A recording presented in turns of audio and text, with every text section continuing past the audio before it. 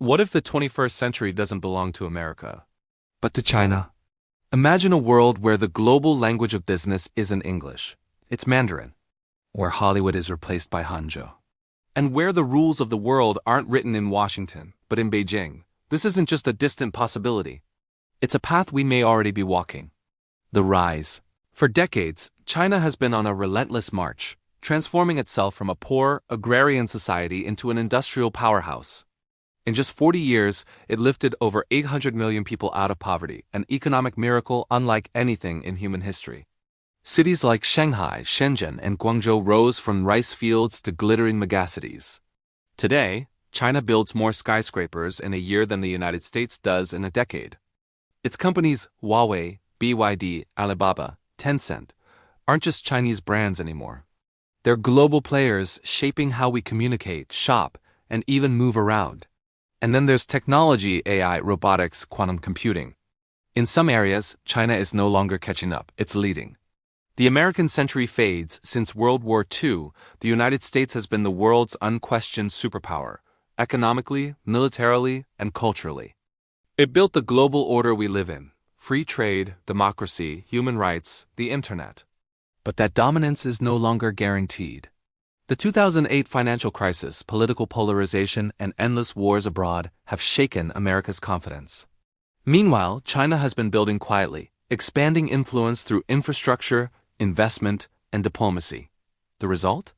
A new world is emerging, one that may no longer revolve around Washington. The Belt and Road. China's grand vision is called the Belt and Road Initiative. Think of it as a modern-day Silk Road, a network of ports, railways, highways, and fiber optic cables stretching across Asia, Africa, and Europe. To some, it's a symbol of cooperation, helping developing nations rise. To others, it has a web of influence tying countries into China's orbit through debt and dependency. From Kenya's railways to Pakistan's ports, from the Balkans to Latin America, the red thread of China's money runs deep. And as infrastructure grows, so does power.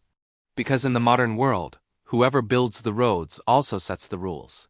A new kind of power, unlike America's dominance, built through military might. China's rise is different. It's economic first, political second, and military third. Instead of invading countries, China invests in them. Instead of spreading ideology, it sells technology. But make no mistake, it's still power. 5G networks built by Huawei. Smart city surveillance systems powered by Chinese AI. Loans denominated in yuan instead of dollars. Bit by bit, Beijing is weaving a new world order, one transaction at a time. The military shift. While China's soft power grows, its hard power isn't far behind. The People's Liberation Army is now the world's largest standing military. Its navy, by ship count, already surpasses the U.S. Navy. Artificial islands in the South China Sea, hypersonic missiles, cyber warfare divisions. All signs that China isn't just preparing for defense, but for deterrence. A message to the world: we're ready to protect what's ours. And what it considers yuans includes Taiwan, a potential flashpoint that could determine the future balance of global power. The cultural shift. Superpowers aren't just about armies and economies. They shape culture, values, and ideas. America's global dominance was built not only through Boeing and Google, but through Hollywood, music, and fashion. Soft power, as it's called. China knows this, and it's trying to build its own cultural empire, from TikTok to Chinese cinema, from Confucius Institutes to global sports sponsorships. Apps like TikTok have become the digital front lines of influence. What trends? What's cool? What we talk about, all shaped by algorithms that trace back to Beijing. If culture is the battlefield, China is learning fast. The digital divide. There's a new kind of Cold War, not fought with bombs but with data. The West champions open internet and free speech, at least in theory.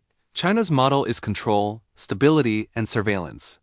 In a world where China becomes the leading superpower, that model could spread. Imagine governments around the world adopting the Chinese way. Censorship normalized, dissent monitored, privacy optional. In some countries, it's already happening. The dollar versus the yuan. The US dollar has been the backbone of global finance since World War II.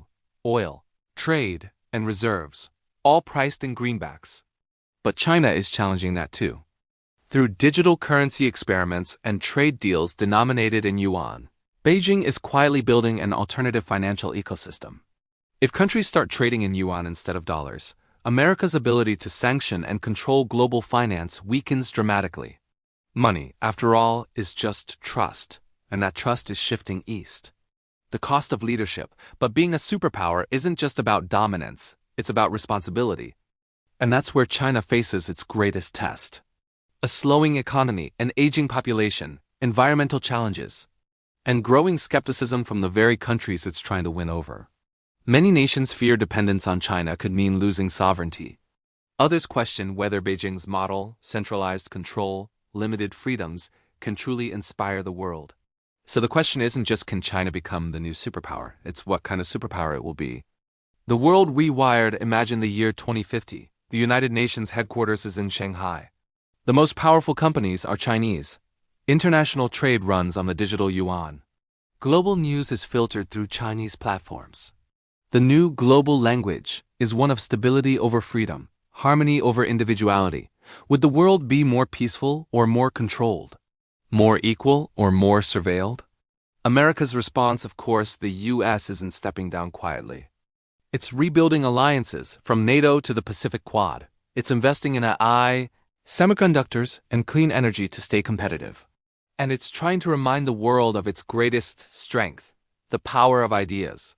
Democracy, innovation, and freedom still resonate, even in a messy, divided America. The coming decades won't be about one superpower replacing another. They'll be about which vision of the future humanity chooses to follow. The final question. China's rise is real, its ambitions are clear. But the world's future is not yet written. Maybe the next superpower isn't a single country, but a world where power is shared, multipolar, decentralized. Or maybe history will repeat itself, and one empire will simply take the place of another. One thing is certain. The story of the 21st century is the story of China's rise and how the world responds. Because the question isn't just what happens if China becomes the new superpower, it's, are we ready for that world?